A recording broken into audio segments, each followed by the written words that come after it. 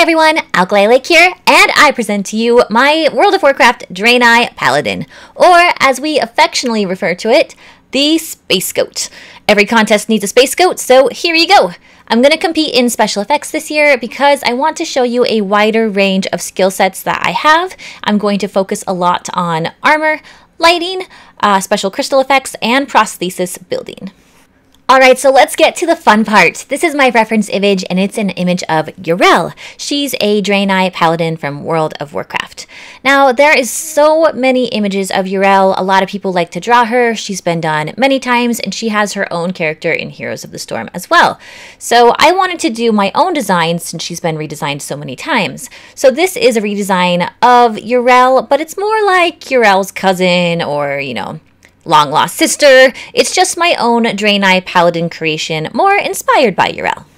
So let's start off with the most difficult part of the build and why I chose to enter this in special effects. Although I realize I am cross-category and can fit into many different categories, I decided to make myself over 7 feet tall with the use of stilts. I'd never made stilts before, so I did them based off a pattern I found from Chaos Costumes. I had to heavily modify the pattern to make it my own, and really to make it just fit for my size. You can see I put Converse in them to make sure that they would be comfortable.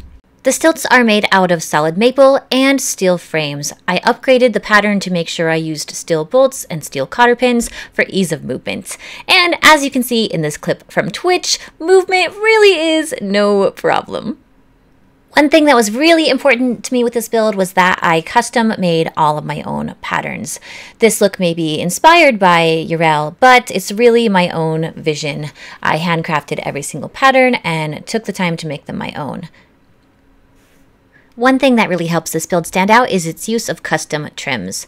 I know dowels have become really popular in recent years because of how readily they are available, but back in the day, we used to cut them all out by hand. But since they're available, I decided to make my own, and now I did all the rope trim specialty, and I did all the other trims with custom molds. I also used custom molds to do the lions on the pauldrons. Next up for special effects, we have crystal work. I had to custom make my own crystals. I found some molds online for some crystal molds, but they weren't the right size, so I had to custom mold 4 different molds to get the mold that I liked. Then I had to epoxy fill any gaps. Then I had to sand them down on a belt sander. Then I was able to make a new mold using some smooth-on silicone, and I was able to recast them to make the gems that I'm going to use on the entirety of the build. The gems glow with custom LED wiring. Also included in this build will be a giant hammer of Naru. It is a crystal hammer with many facets that glows. I have partially created this build already, and I have the top part of the hammer done. The drum is 24 inches across, and it lights up and glows with the help of LED lights. I'm excited for this part of the build, and can't wait to finish it for you. Last piece of special effects is prosthetic making, and I have several of them. This build will include 4 Space Goat beard tentacles, not the official name, but what we're going with. Also a Space Goat tail, which will move very well on its own. Currently, they are made out of upholsterer's foam and covered in liquid latex, but for the final form, they will be unfolded and used as patterns to make a silicone tail and beard tentacles out of, and the beard tentacles will be made in dragon skin with excess flesh pieces, other, technical terms I'm unsure, that will adhere to my neck so I can move freely. And finally, I'd really like to talk about paint because I really poured myself into this project and the paint became my passion.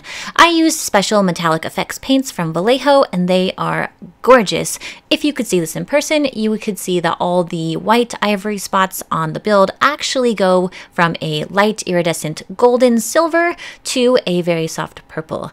So something I tried to capture in the video, not sure it comes across, but the paint job on this is gorgeous, and this comes from 14 years of airbrush use. I am a licensed makeup artist, and I am specially trained in special effects makeup, and I have a lot of experience with the airbrush machine.